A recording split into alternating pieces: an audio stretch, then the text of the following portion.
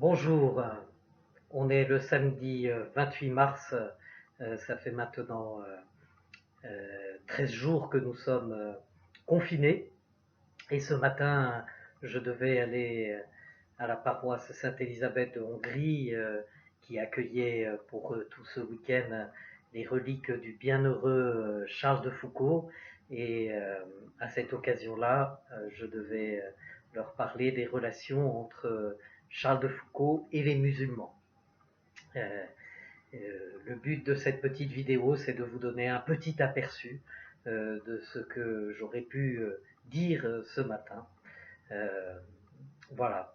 Si, euh, si je devais résumer un peu cette relation entre Charles de Foucault et les musulmans, eh bien je la résumerai autour de 5 mots qui, clés qui permettent de comprendre. Euh, et euh, le premier mot, c'est celui d'une forte impression. Euh, cette forte impression, Charles de Foucault l'a vécue quand, dans ses années de jeune officier et puis de jeune explorateur du Maroc, jeune officier de la cavalerie en Algérie. Et puis pendant un an, il a exploré le Maroc sous les traits d'un rabbin juif, déguisé en rabbin juif, accompagnant un autre rabbin, puisque à l'époque, il était interdit à un Français de mettre les pieds au Maroc, et encore moins un officier français, ou ancien officier français. Euh, mais en revanche, les, les rabbins juifs pouvaient aller enseigner à la population berbère juive très présente dans l'Atlas marocain. Donc il en profite pour mener cette exploration. Et la forte impression qu'il retient de ces années d'officier en Algérie ou d'exploration du Maroc, c'est le fait de voir ces populations musulmanes s'arrêter 5 fois dans leur journée pour prier et de voir que le rythme de la journée des uns et des autres est lié à cette prière 5 fois par jour. Les musulmans se tournent vers le Dieu créateur pour l'adorer. Cela laissera une forte impression en lui. Charles de Foucault avait perdu la foi à l'âge de 15 ans au lycée, au contact des philosophes du soupçon, au contact aussi des théories scientistes de son époque, qui remettaient beaucoup en question la rationalité de la foi chrétienne. Et dans la discussion avec ses amis de lycée et dans ses lectures, cela l'a amené à s'éloigner de la foi. Et il ne la retrouvera qu'à l'âge de 28 ans. Euh, et par étapes, le Seigneur notamment va se servir de cette prière des musulmans pour conduire son enfant vers ce retour euh, à, à l'amitié avec Dieu en Jésus-Christ. Euh, comment? Parce que si les musulmans lui ont laissé cette forte impression, eh bien Charles de Foucault s'est mis à formuler cette prière très très simple euh, autour de l'âge de 25 ans et qui disait Mon Dieu, si vous existez, faites-vous connaître à moi. Et c'est cette prière répétée, qu'il répétait volontiers dans les églises parisiennes quand il revenait de mission et notamment de son exploration du Maroc. Euh, et puis aussi l'influence des membres de sa famille chrétienne, notamment une de ses cousines qu'il a accueillie très tôt dans sa vie comme une seconde maman. Elle avait 14 ans quand lui en avait 6 et qu'il s'est retrouvé orphelin de mère puis un an plus tard de père. Euh, et qui était très très chrétienne, Marie de Bondy, et, euh, et du coup un peu aussi sous l'influence de cette cousine, il formule dans le secret de son cœur cette prière dans les églises.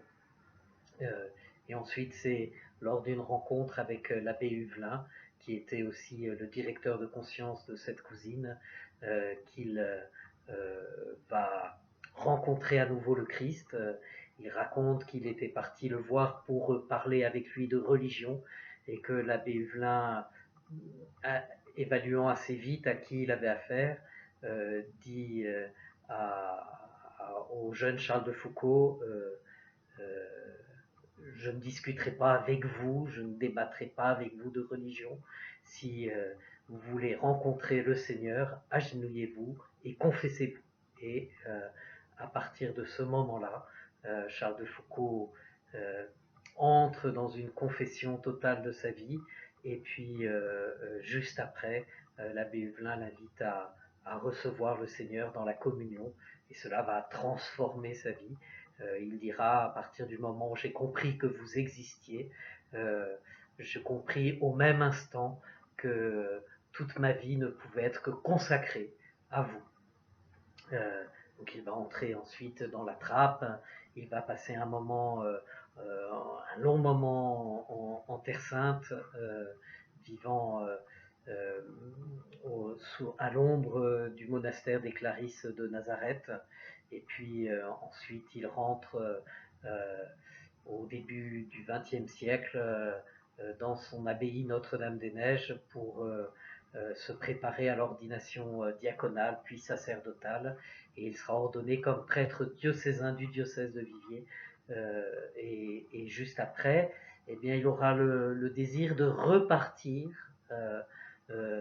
en Algérie ou au Maroc pour vivre sa foi au milieu des musulmans. Le deuxième point, c'est si l'islam lui a laissé une forte impression. Il dit à l'un de ses amis, dans un de ses courriers, un ami officier qui lui-même aura été très très profondément touché, marqué par l'islam, il dira que l'islam aura pu être une tentation pour lui à un moment de sa vie, parce qu'il a été marqué par la simplicité de cette religion, tant simple par son dogme que par sa pratique. Et il dit que cette simplicité l'a amené à être un moment tenté par la religion musulmane. Après, il ne cache pas non plus que l'islam pour lui n'est pas la réponse de Dieu à l'homme qui cherche Dieu. Et c'est que c'est vraiment cette rencontre personnelle avec Jésus qui ne pourra que combler ses désirs et sa quête.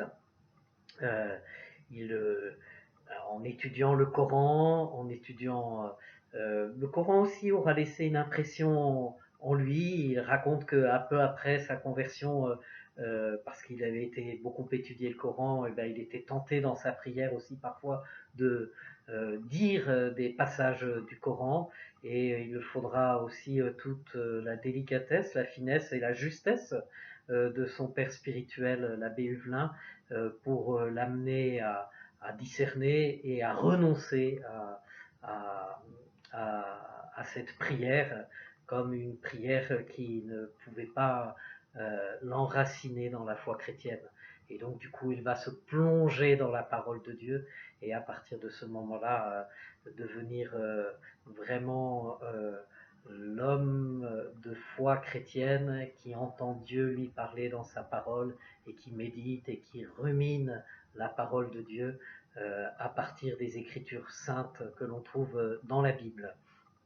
Et du coup, il va devenir assez critique vis-à-vis du Coran et vis-à-vis du dogme islamique comme pouvant aussi éloigner de la foi chrétienne le chrétien. L'éloigner parce que ne lui permettant pas de vivre une relation authentique, personnelle avec Jésus-Christ.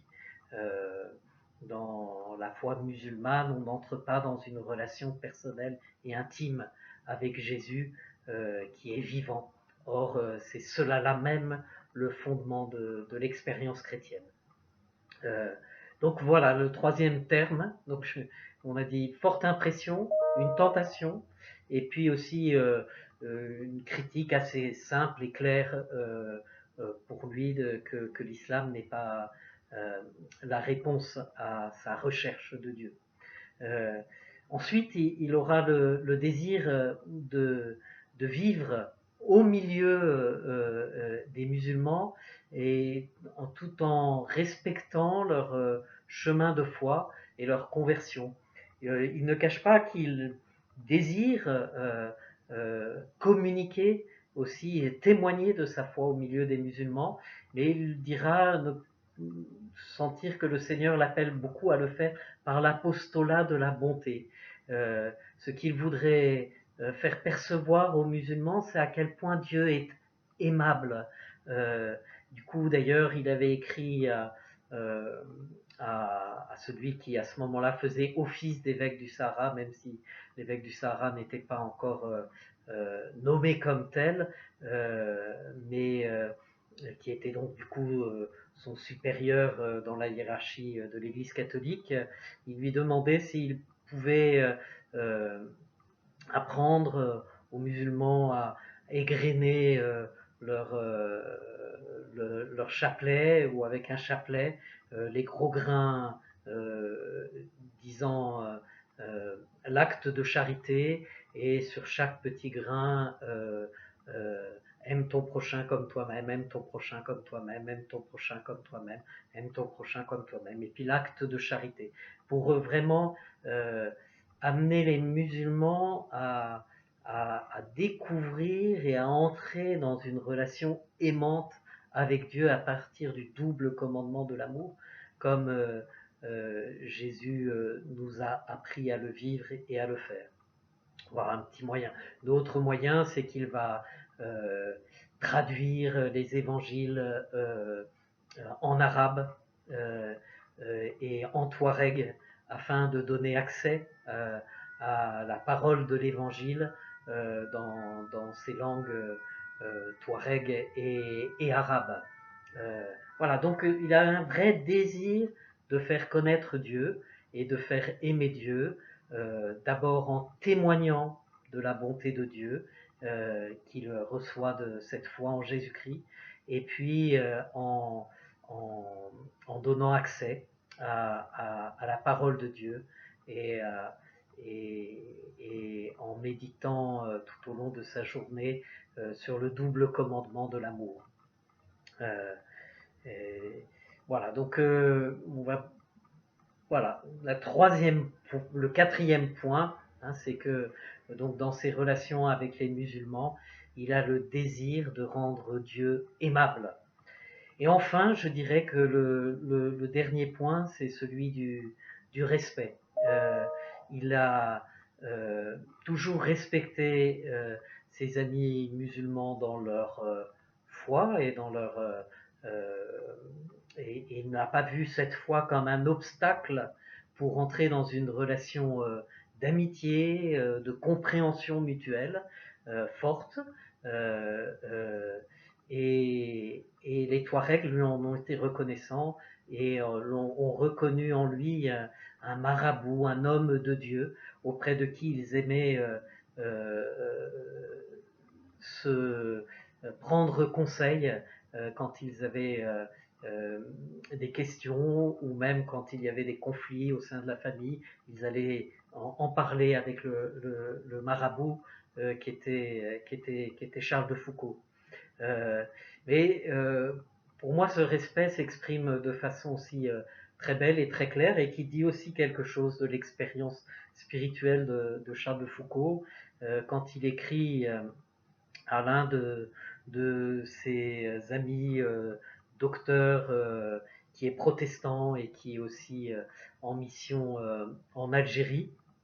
Euh, il lui dit je ne cherche pas tant à convertir les Touaregs qu'à essayer de les comprendre. Il dit, vous êtes protestant. Ici, est un ami commun, Tessier, qui est euh, agnostique. Euh, et puis, les Touaregs sont musulmans. Mais j'espère que les uns et les autres, nous mériterons de nous retrouver dans le ciel. Euh, euh, et au paradis. Donc il portait cette espérance que par-delà les différences religieuses, euh, euh, euh, conscient que le salut en Jésus-Christ est offert à tous et que d'une façon que Dieu seul connaît, tout homme peut accéder à ce salut, qu'il est reconnu en ce monde, Jésus comme son sauveur ou pas. Mais donc il portait cette espérance que cette fraternité universelle qu'il essayait de vivre avec des musulmans, avec des protestants, avec aussi des amis non croyants, euh, euh, que cette fraternité leur permettrait de se retrouver tous un jour dans la maison du Père. Amen.